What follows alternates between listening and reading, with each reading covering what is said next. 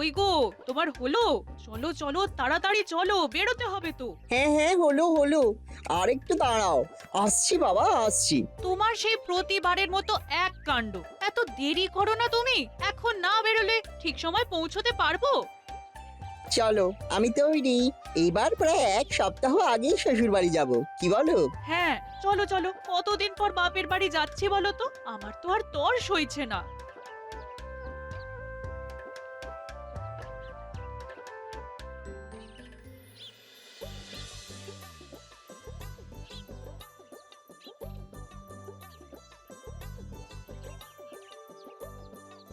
মা, মা, দেখো, এবার আমরা এক সপ্তাহ আগেই চলে এসেছি। তুমি বারবার বলো না এত কম সময়ের জন্য আসি, তাই এবার তাড়াতাড়ি চলে এলাম। ও মা, এই দেখো দেখো দেখো কে এসেছে, হ্যাঁ? আমার তো দেখেই মনটা ভরে গেল। হ্যাঁ, আয় আয় আয় আয়, এসো বাবা, এসো ঘরে এসো। হ্যাঁ, মা, এবার কিন্তু অনেক রকম খাবার খাবো। একেবারে কবজি ডুবিয়ে। তবে আজ চিংড়ি মাছের মালাইকারি খেতে খুব ইচ্ছে করছে। এবারে তো আমি একেবারেই খাটবো না, সব সময় আমি একাই খেটে মরি, আর উনি শুধু হুকুম করে। মেয়ে জামাইটা তো ওনারও নাকি। কি হলো মা, চুপ করে আছো কেন? কি ভাবছো এত? আচ্ছা বাবা, আচ্ছা, এই তাই হবে তাই হবে। বাড়িতে তো চিংড়ি নেই। মিনুর বাবা আসুক, এলেই আমি বলছি বাজার থেকে বড় বড় দেখে চিংড়ি কিনে আনতে। হ্যাঁ, আচ্ছা মা, এবার তাড়াতাড়ি এসেছি যখন, বহুদিন হলো কৃষ্ণনগরটা ঘুরে দেখা হয়নি। এবার তাহলে ঘুরে ঘুরে একটু নিজেদের মতন করে সময় কাটাবো। হ্যাঁ বাবা, হ্যাঁ, নিশ্চয়ই নিশ্চয়ই। এখন আপাতত বিশ্রাম নাও, অনেক দূর থেকে এসেছো। হ্যাঁ,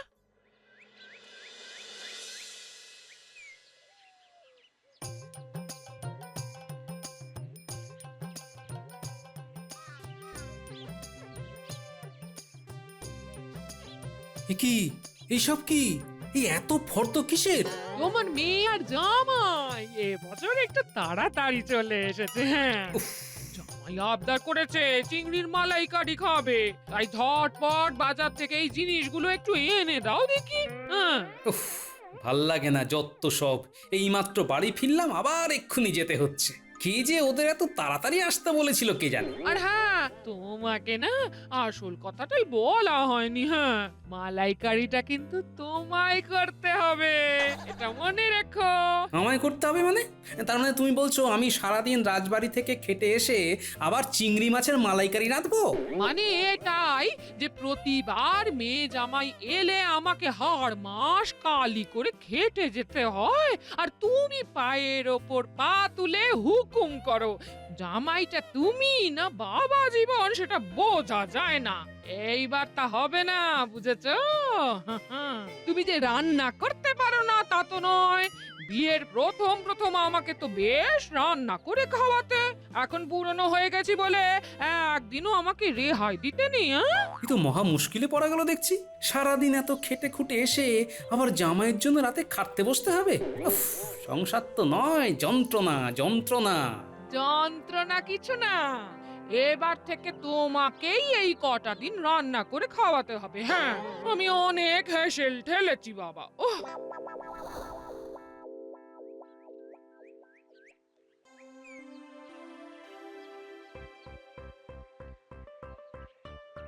কই গিন্নি, আর কত দেরি? এবার তো রাজসভায় যেতে দেরি হয়ে যাবে। ভাতটা দাও। ভাতটা দাও মানে? তোমায় না আমি বললাম এই কটা দিন আমার ছুটি। এখন তোমরা মেয়ে বাবা মিলে রান্না করো আর আমাদের সবাইকে খাওয়াও। এই কদিন আমি কিচ্ছুটি করবো না, বুঝেছো? হ্যাঁ, এ তো আজব ব্যাপার, গিন্নি আমায় এইভাবে ফাঁসাচ্ছে। কিন্তু এখনো ভাত না হলে তো আমার রাজসভায় যেতেও দেরি হয়ে যাবে। যাই, অগত্যা আমি ব্যবস্থা করি।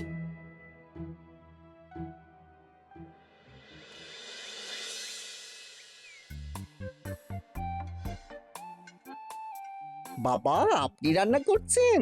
তাহলে আজ কিন্তু আপনার হাতের শুক্তো খাবো। অনেকদিন খাইনি। ভেবেছিলাম মায়ের হাতে খাবো, তা আপনি যখন রান্না করছেন আপনি না হয় করে খাওয়ান। হ্যাঁ, তা আবার খাওয়াবো না? ঘাড়ের উপর এসে বসেছে বেটা জামাই। হ্যাঁ বাবা, তুমি যখন রান্না করছো তখন আমার জন্য একটু আলাদা করে লাউ চিংড়ি রেঁধো তো। আমাকে কি এরা শান্তিতে বাঁচতে দেবে না? লোকের মেয়ে জামাই এলে কত আনন্দ পায়, আর আমার হঠাৎ করে কে এভাবে হাত গুটিয়ে নেয়, একটু তো কাজে সাহায্য করতে পারে।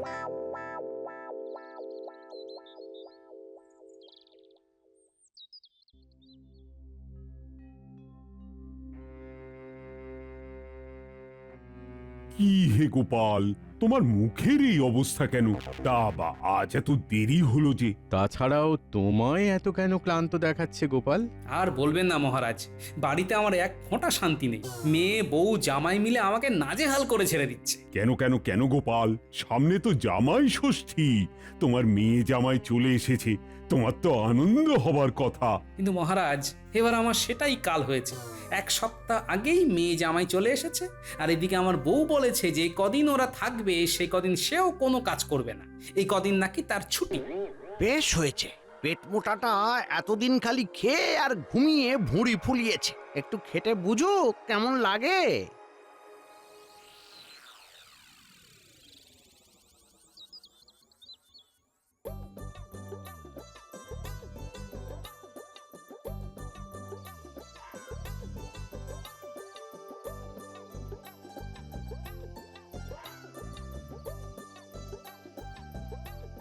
কই গিন্নি, খেতে দাও, বড্ড খিদে পেয়ে গেছে। আজ এত খাটাখাটনি গেছে।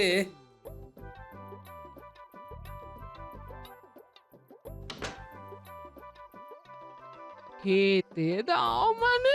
হ্যাঁ?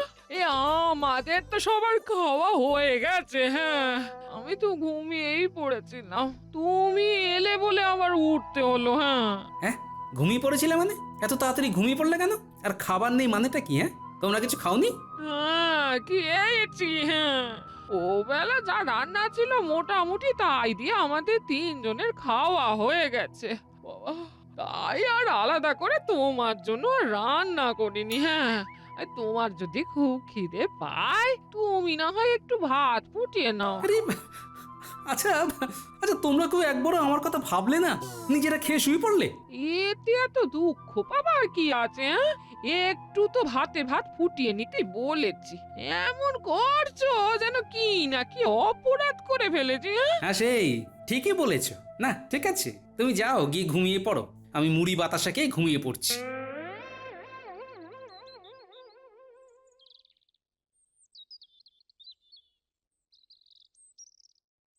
বাবা, আমার না অনেক দিন থেকে আমের আচার খেতে ইচ্ছে করছে। কেন, তোর মাকে বল না, বাড়িতেই তো আমের আচার আছে। না না, যে আচার ছিল না সেটা তো 3 দিন আগেই শেষ হয়ে গেছে। হ্যাঁ, ও আচ্ছা, ঠিক আছে, তাহলে একটা কাজ করো না বাবা, আমাদের আম গাছ থেকে বরং আম পেড়ে আমায় আচার বানিয়ে খাওয়াও। আরে, আমি এখন আচার বানিয়ে খাওয়াবো?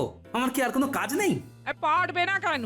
নিজের মেয়ে একটু আবদার করে আচার খেতে চাইছে, সেটা তুমি দিতে পারবে না?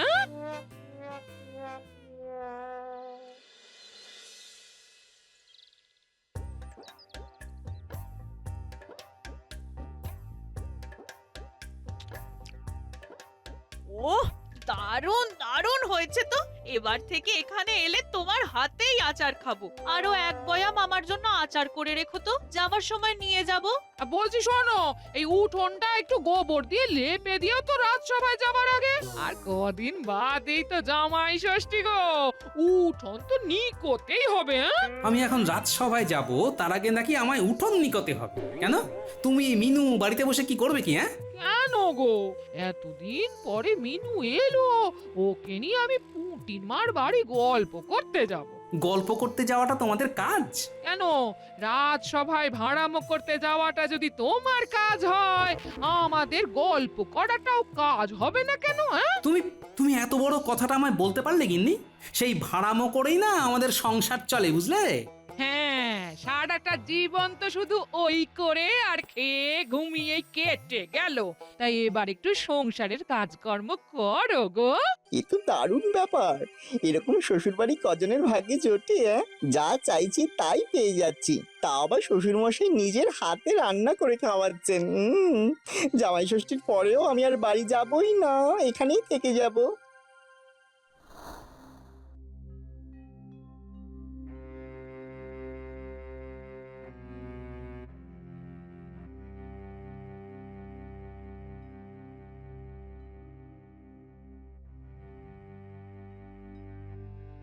দাদু, তোমার এত কষ্ট কিসের গো?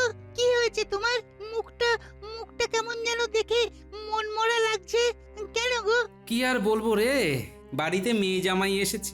মেয়ে বউ মেয়ে জামাই তিনজনে মিলে আমাকে জ্বালিয়ে মারছে। এ বাবা, দাদু তোমার নিজের বাড়ির লোকজন এরকম করছে? তুমি মানুষের এত উপকার করো, কত ভালো মানুষ তুমি। নিজের লোকের জন্যই তো সঞ্চয় করছো, তারাই এরকম করছে। তুই তো ঠিকই বলেছিস, আমি তো সঞ্চয় করছি বাড়ির লোকের জন্যই, কিন্তু কোথায় যে কি সঞ্চয় করছি তা তো আমার বাড়ির লোক জানে না। এইবার তবে মজা দেখাচ্ছি। এখন আসি রে, আমায় আবার রাজসভা যেতে হবে, দেরি হয়ে যাচ্ছে।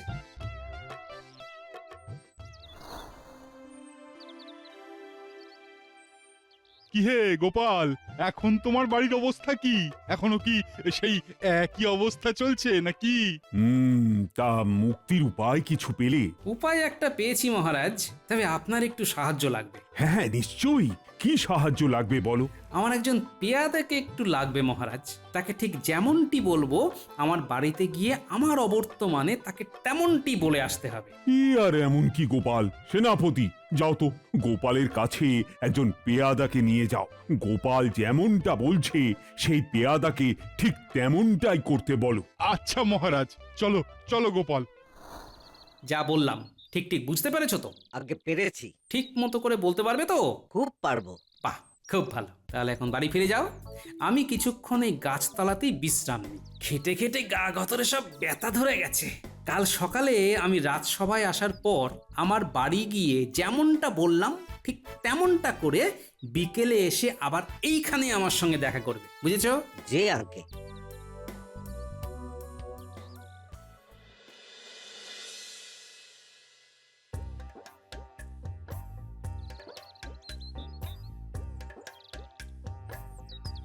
কি ব্যাপার এখানে? হ্যাঁ? আগে মহারাজা আমাকে পাঠিয়েছেন গোপাল ওর সঞ্চিত 1000 সোনার মোহরের জন্য কার নাম গোপাল মনোনয়ন করেছেন তা জানতে। আমি সেই খবরই নিতে এসেছি। তিনি তো ঘরে নেই, কিন্তু কি বললে? 1000 সোনার মোহর না কি যেন বলি, ব্যাপারটা কি একটু খুলে বলতে পারো? আগে 1 বছর আগে গোপাল ওর জমানো 900 মোহর কোথায় আমানত করবে ঠিক করতে পারছিল না। তখন মহারাজ বলেছিলেন যে সেই সোনার মোহর তার কাছে বীমা করতে, এবং 1 বছর পর তিনি সুদ হিসাবে তাতে আরো 100 মোহর যোগ করবেন। ওরে বাবা, তার মানে তো 1000 মোহর। হ্যাঁ, কিন্তু এই বীমার শর্ত ছিল একটাই, এই 1000 মোহর গোপাল নিজে নিতে পারবে না, তাকে তার পরিবারের কোনো একজনকে মনোনীত করতে হবে, যার হাতে মহারাজ এই সম্পূর্ণ 1000 সোনার মোহর তুলে দেবেন। এখন সেই সময় পূর্ণ হয়েছে, তাই মহারাজ আমাকে পাঠিয়েছেন গোপালের কাছে। তিনি কাকে এই 1000 মোহর পাওয়ার জন্য মনোনীত করেছেন তা জানতে। এটা উনি তো এখন বাড়িতে নেই। বাড়িতে এলে না হয় জানাবো আপনি এসেছিলেন, তারপর মহারাজের কাছে গিয়ে তিনি কাউকে মনোনীত করেছেন তা জানিয়ে আসতে বলবো। হ্যাঁ আচ্ছা, এলে জানিয়ে দেবেন। এ বাবা, 1000 সোনার মোহর! পরিবারের কেউ একটা পাবে বললো, আর আমরা 3 জন ছাড়া তো পরিবারে আর কেউ নেই। তার মানে আমাদের 3 জনের মধ্যেই একজন কেউ পাবে, যে শ্বশুর মশাইয়ের সবচেয়ে প্রিয় পাত্র হবে।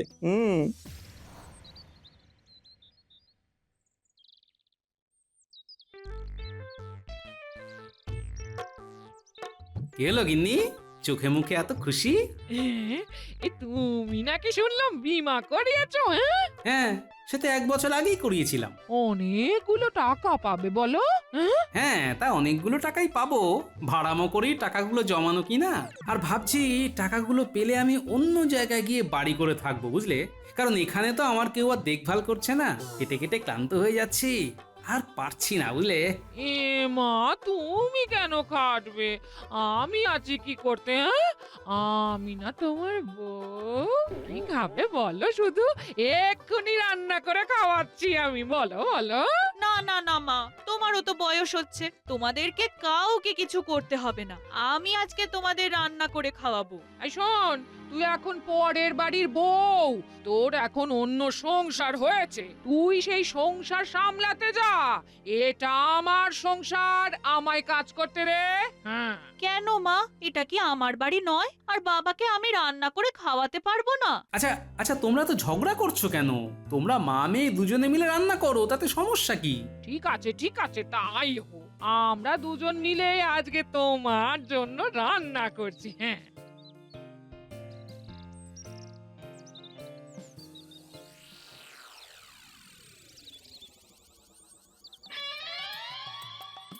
কি ফন্দিটাই না এটেছি, হ্যাঁ?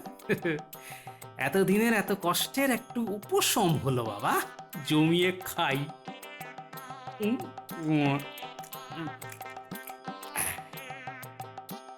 কাল তো জামাই ষষ্ঠী, আমার আর বাজার যেতে ইচ্ছা করছে না, বুঝলে? কালকে বিমার টাকাটা পেয়ে গেলেই চলে যাও, এখানে তো আমাকে আর কেউ খাওয়াবে না। কেন বাবা, আমি তো আছি, আমি সব বাজার করে আনবো, আপনি এত চিন্তা করছেন কেন?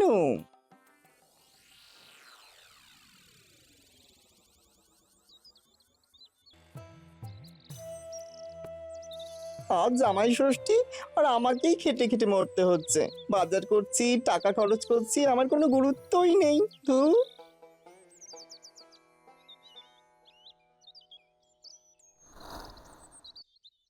গোপাল, বাড়ি আছো? হ্যাঁ বলো, কি ব্যাপার? আজ আমার টাকা পাওয়ার কথা ছিল না? হ্যাঁ, কথা ছিল, কিন্তু তুমি তো তোমার পরিবারের কাউকে এখনো মনোনীত করতে পারোনি। আমি তো বাড়ি এসে বলে গেছিলাম। আচ্ছা, আমি যদি আমার মেয়ে বউ দুজনকেই মনোনীত করি? তুমি যতজনকে খুশি মনোনীত করতে পারো, কিন্তু কমপক্ষে একজনকে করতেই হবে। অবিবাহিত হলে তোমায় কাউকে মনোনীত করার দরকার পড়তো না, কিন্তু তুমি যেহেতু বিবাহিত, তাই তোমায় এটা করতেই হবে। বেশ বেশ। তুমি নিশ্চয়ই আমাকেই মনোনীত করবে, হ্যাঁ? কি বলো? হ্যাঁ। বাবা, আমি না তোমার মেয়ে, আমার নামই নিশ্চয়ই বলবে তুমি। না না বাবা, আমার নামই বলবেন, তাই না বাবা? না, আমি একজনকেই মনোনীত করব। তোমাদের তো বলেইছি, এই বাড়ি ছেড়ে আমি চলে যাব, তারপর অন্য জায়গায় গিয়ে বাড়ি করে সুখে সংসার করব। তুমি আমাকে এই চিনলে? তোমার জন্য এত করেছি গো, আমার জন্মই হয়েছে তোমার সেবা করার জন্য। আমি তোমার ধর্ম সাক্ষী করা বউ, তুমি আমায় ছেড়ে চলে যাবে? হ্যাঁ, সেসব কথা পরে ভাবা যাবে, এখন আমার রাজসভায় যেতে হবে, আমি চললাম। বুঝলি মিনু, টাকার 50 ভাগ আমি নেব, আর তুই আর জামাই দুজনে 25 করে নিবি, কেমন? হ্যাঁ, ঠিক আছে।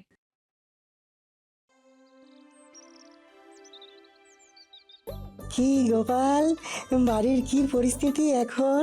মহারাজের সাহায্য পেয়ে আমার যে কি উপকার হয়েছে না, আপনাকে কি বোঝাবো। কেন, কি ব্যাপার? মহারাজের সাহায্য নিয়েই তো আমি বলেছি যে আমি অন্য কোথাও গিয়ে বাড়ি করব আর সেখানেই সংসার করব। আরও বলেছি মহারাজের কাছে আমার কিছু সঞ্চিত টাকা আছে, সেগুলো সব তাকেই দেব। তারপর থেকে আমার যা খাতির বেড়েছে সে তোমায় আর কি বলবো। তা কি কি খেলে গোপাল? আরে চব্য চস্য লেজ্জ পেয় কোনোটাই বাদ নেই, বুঝলে?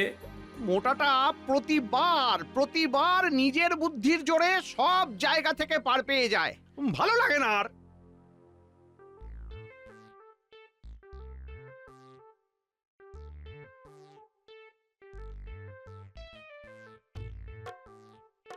তুমি আমার টাকাটা নিয়ে এসেছো? হ্যাঁ, না, আমি টাকা আনিনি, একটু পর পেয়াদা এসে টাকা দিয়ে যাবে। ও আচ্ছা।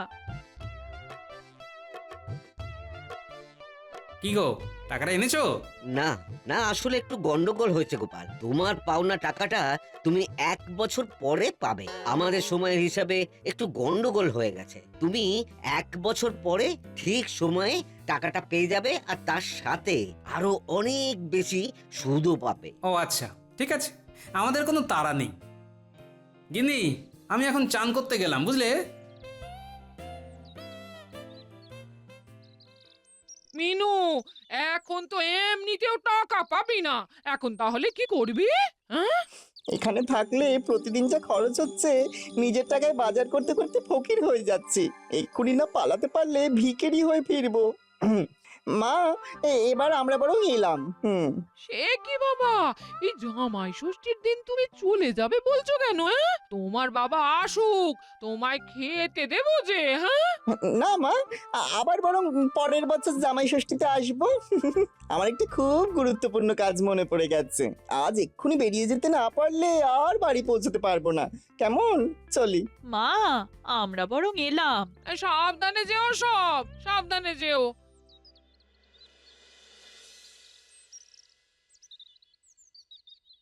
কই গিন্নি, মেয়ে জামাই কোথায়? মেয়ে জামাইয়ের একটু তাড়া ছিল বুঝলে, তাই ওরা হন্তদন্ত হয়ে বেরিয়ে গেল। হ্যাঁ ও আচ্ছা, তা আজকে কি রাজসভায় যাবার আগে খাবার পাবো নাকি? হ্যাঁ, এখন 1 বছরের জন্য তো তোমাকে খাওয়াতেই হবে। কেন খাওয়াবো না? এই তো খেতে বসো, খেতে বসো, তোমায় খেতে দিচ্ছি। হ্যাঁ, এই নাও ভাই, 2টো মোহর। তুমি আমার যে উপকার করলে, তুমি না থাকলে জামাই বিদায়ও হতো না, আর গিন্নিও আমাকে খাটিয়ে খাটিয়ে মান। তোমার জন্যই এই যাত্রায় রক্ষা পেয়েছি, বুঝলে? তুমি এত বড় একটা কাজ করতে পারলে? তোমায় এত খাতির যত্ন করলাম, আর তুমি আমাদের এইভাবে ঠকালে? তোমার তো এটাই দায়িত্ব, আমার সেবা করা। তা না করে যদি তুমি এরকম ভাবে আমায় অত্যাচার করো, তাহলে তো আমায় বুদ্ধির আশ্রয় নিতেই হয় গিন্নি। বেশ, ঠিক আছে ঠিক আছে, তুমি থাকো তোমার সংসার নিয়ে, আমি আজই বাপের বাড়ি চলে যাচ্ছি। ঠিক আছে, যাও, আমিও তাহলে অন্য আরেকজনকে বিয়ে করে ফেলবো। করাচ্ছি তোমার সংসার, করাচ্ছি। আমি কোথাও যাব না, এখানে থেকে তোমার হাড় মাস জ্বলিয়ে খাবো। হে হে, তা তো আমি জানি গিন্নি। যতই তুমি আমার উপর রাগ করো না কেন, আমায় ছেড়ে তুমি আর কোথাও থাকতে পারবে না। এবার একটু হাসো, মুচকি করে, মিষ্টি হাসি।